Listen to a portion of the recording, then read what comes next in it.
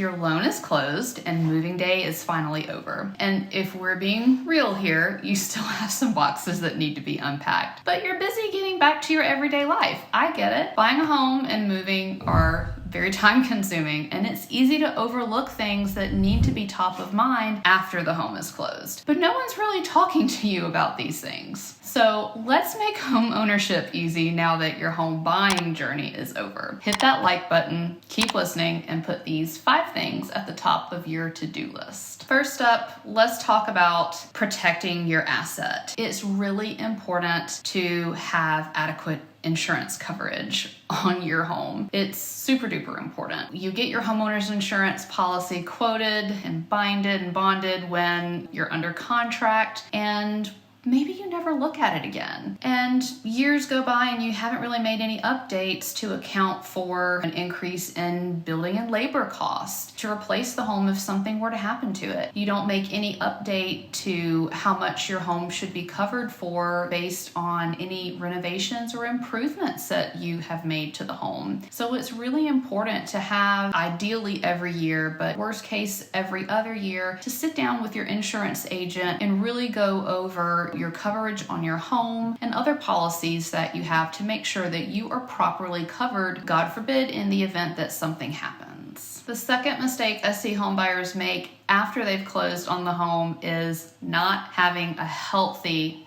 savings account. You know, we're all on our best behavior when we need to get that mortgage, when we want to buy our home, and we know that we have to play by the bank's rules to get that mortgage. And then once you close on your home, maybe you've kind of backslid on some of those good habits. It's really important to have a savings account to protect you, to protect your home, your family in the event that something happens and you can't pay your mortgage, or something happens to the home that needs to be repaired or replaced. You have the money, you have the capability sitting there in the bank to take care of that for you. It reduces a tremendous amount of stress and anxiety. It sets you up for financial success in your future, and it just makes life a lot easier. It's good business and personal business sense. Number 3, creating more debt. And this is a really, really big one. It is right up there with, not having a healthy savings account. Again, we are on our best behavior when we need to get that mortgage. And what we see happen a lot of times after closing is that you've closed on your new home. You obviously, whether it's your first home or you've upsized into a bigger second or third home, it's a bigger home. You have all this extra space, and well, now you need to furnish it. What am I going to do with it? You love your new home and you want to spend time and money decorating it and personalizing it and making it yours. And that can lead some buyers to making some unwise and unhealthy financial decisions and creating more debt. So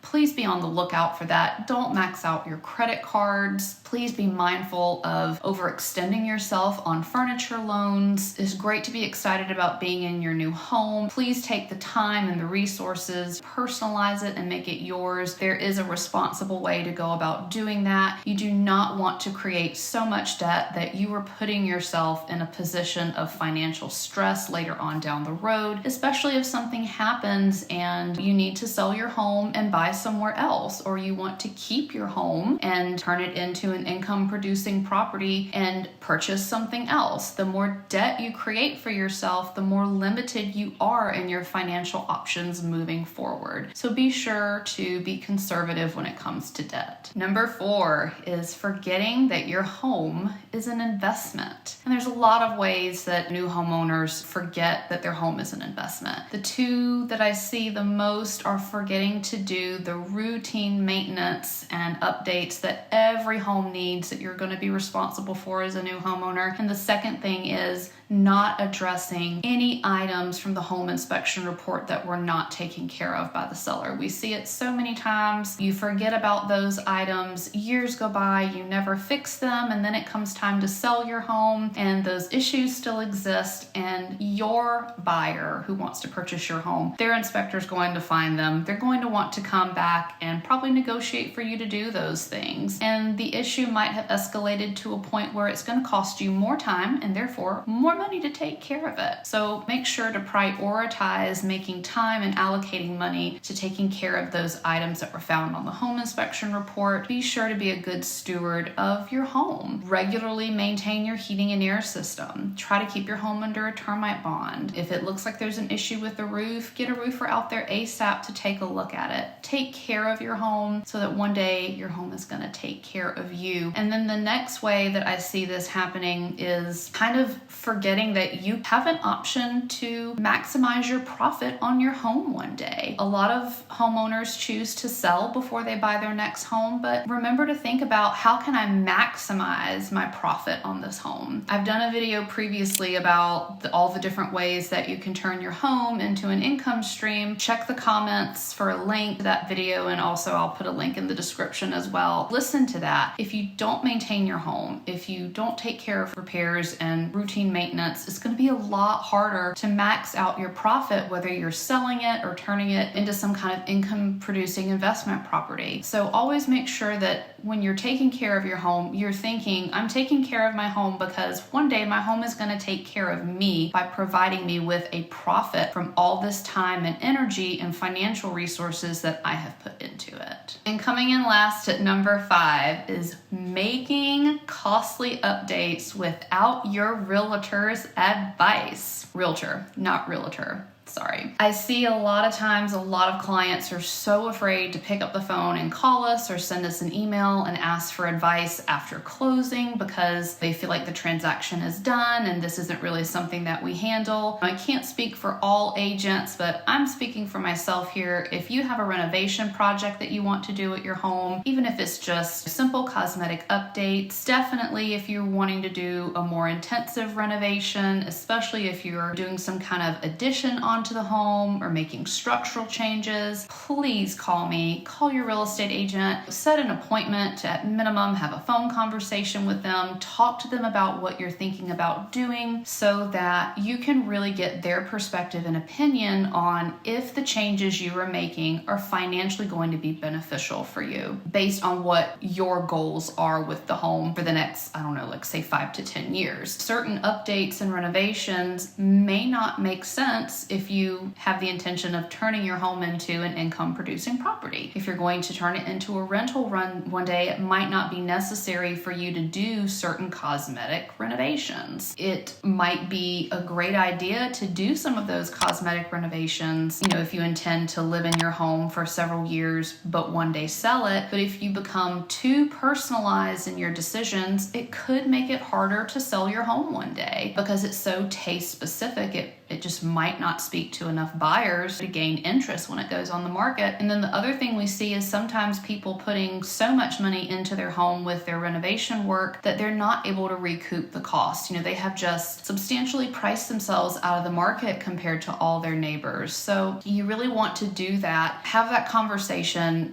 bring this up with your real estate agent so that they can help you continue to make good financial and real estate decisions. Protect that investment in your home so that you can maximize your profit one day while still enjoying your home for yourself now. It's okay to spend money updating your home and doing things to it, but a home is an investment. We always want to keep future profit and investment potential in mind and make sure that the decisions that we make today are going to support whatever our goals are with the home in the future. As always, I'm Bethany here in Columbia, South Carolina, and I want to make your real estate journey a lot easier, whether you are upsizing to your very first home or your forever home. Check the description for links to home buyer and relocation resources just for you. Be sure to like and subscribe because it helps the algorithm and it helps you. I'll see you guys back again soon.